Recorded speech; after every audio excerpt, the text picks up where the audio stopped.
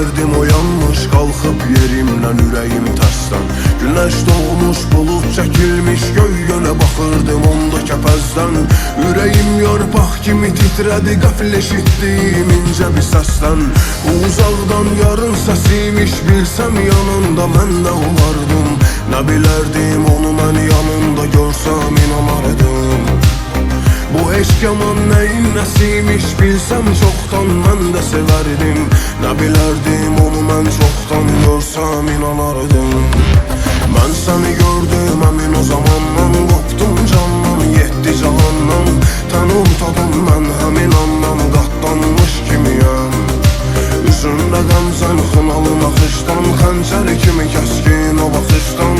Quru havada sanki yağışdan islanmış kimiyəm.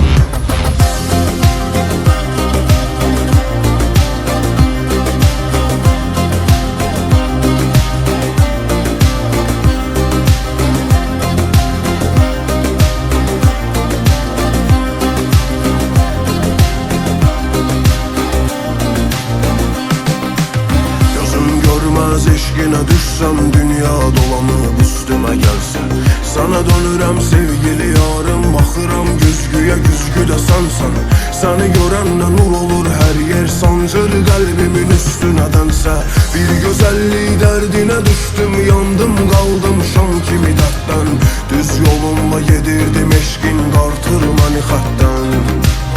Bu yazılmış yazıydı yoxsa qəlbim çıxardı qarşıma bəxtdən. Necə sataşdı gözün gözümlə keçəndə mən acı kənddən. Mən səni gördüm əmin o